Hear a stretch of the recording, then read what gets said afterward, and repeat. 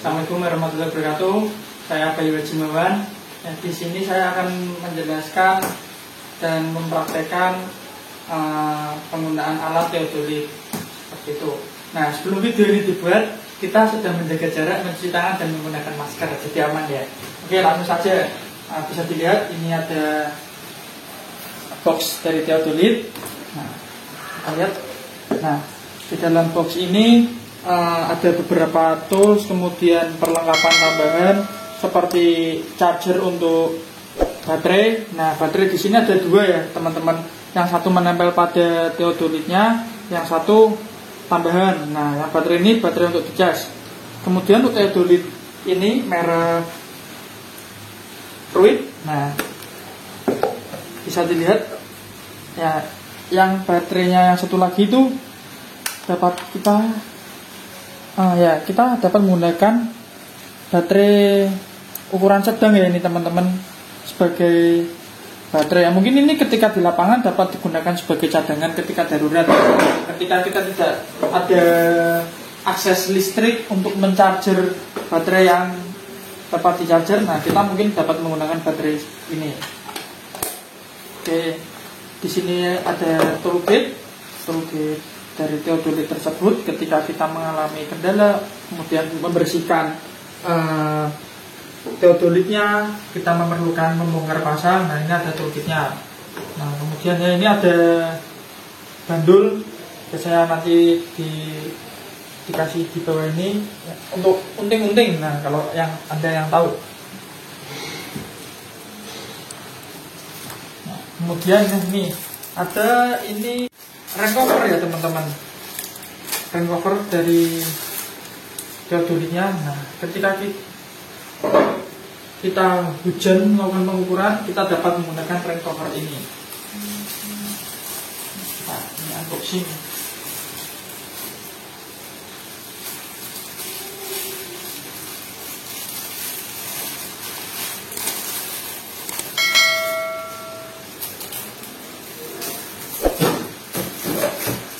Oke, mungkin kita keluarkan teodolitnya.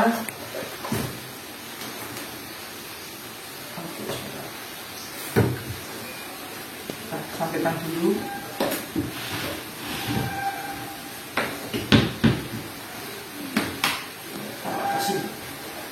Nah, bisa dilihat teman-teman, ini teodolitnya. Bisa dibilang ini teodolit generasi terbaru karena udah ada monitor digital, kemudian ada beberapa tombol seperti tombol rack, power, dan lain-lain. Nah, kemudian ini ada baterai, dan cara memasangnya simpel. Baterainya cukup kita tekan saja. Nah ini seperti ini. Nah, ini sudah terpasang. Nah, kemudian ada skrup seperti biasa berjumlah 3 untuk kita melakukan centering. Kemudian ada lock. Ini ketika kita menembak headset, ini locknya teman-teman, bisa dilepas. Kemudian ada nifo mata sapi seperti biasa. Kemudian ada nifo tabung. Nah, kemudian ada teropong pembidik untuk membidik titik ikat. Kemudian ada lensa tembak. Nah, ini ada cover lensanya. Kemudian apalagi ya? Nah, ini ada tool untuk kita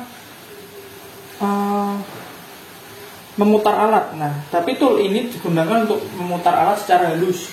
Jadi nanti cara kerjanya mungkin dijelaskan di video berikutnya. Jadi saya jelaskan selanjutnya di sini. Kalau ini untuk lock dan memutar halus vertikal, yaitu gini. Dan yang ini untuk memutar halus secara horizontal atau ke kanan ke kiri, seperti itu. Jadi cara kerjanya ketika kita udah membidik, kita membidik ini ya, kita arahkan ke rambu ukur atau mistar. Nah, jika kita udah mendekati yang kita ukur, nah kita bisa mengelok ini ya teman-teman. bisa di lock. Nah, ketika sudah di lock, nah kita dapat memutar ini. Nah, alat teodolit ini akan bergeser secara halus. Nah, ini digunakan ketika itu tadi udah mendekati ya teman-teman. Nah, kenapa menggunakan ini? Ketika kita udah dekat dengan alatnya, ini kita udah dekat dengan mistar. Nah, kita menggeser gini dikit. Nah, itu jarak pandang kita nanti akan langsung bergeser secara drastis ya, secara jauh. Nah, makanya kita menggunakan dari tool ini. Oke. Nah, kalau yang vertikal ini kita sebenarnya tool ini sangat menguntungkan ya. Kita dapat mengukur atau membidik sesuai keinginan kita. Dalam artian ketika kita ingin mengarahkan di ketinggian berapa, nah kita bisa mengarahkannya sesuai hati. Nah, alat tool ini untuk mempermudah. Seperti itu teman-teman.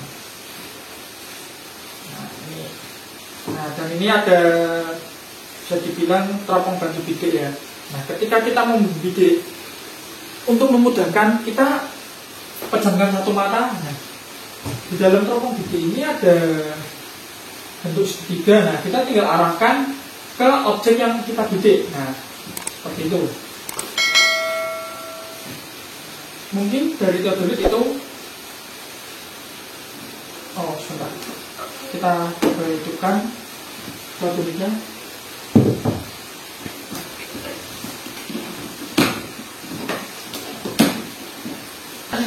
Wis, masak. Nah, untuk menghidupkan kita simpel saja, cukup tekan tombol power.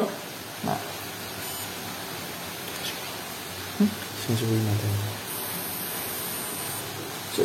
kali ini tak santer ini sih.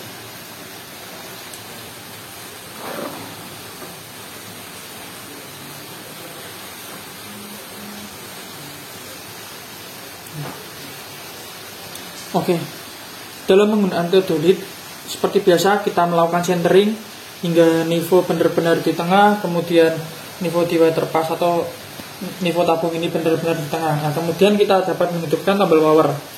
Nah, ketika hidup, nah bisa dilihat ya, ini ada di monitor ada huruf V dan H. Nah, bisa dilihat yang H ini horizontal, yang V ini vertikal. Jadi ketika kita geser gini, nah horizontal akan berubah. Nah, bisa dilihat. Oke ya, vertikal kita coba gerakan. Nah,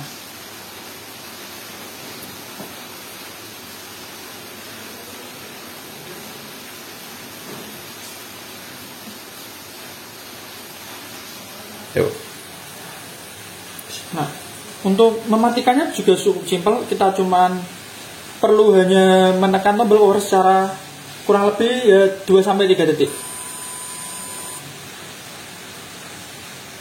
Nah, ketika ada tulisan off, nah berarti teodolit ini dipastikan sudah mati ya teman-teman. Nah, dalam menggunakan alat sebaiknya kita selalu mengecek sebelum dan sesudah. Jadi sebelum itu alat itu kondisinya seperti apa, dan sesudah kita melakukan pengukuran alat harus kita lakukan dengan perlakuan khusus seperti mengecek lensa, kemudian menutup lensa kembali dengan covernya, kemudian baterai. Nah, baterai selalu dicek ya teman-teman setelah melakukan pengukuran, berapa sisa baterai yang tersisa, agar besok waktu kita melakukan pengukuran kita dapat tahu dan tidak sampai kehabisan baterai ketika kita melakukan pengukuran. Seperti itu, mungkin kurang lebihnya seperti itu untuk alat teodolit dari saya. Terima kasih, dan Mas Fajar sebagai Mas, Anda ingin masuk frame nggak Mas? Nggak usah Mas.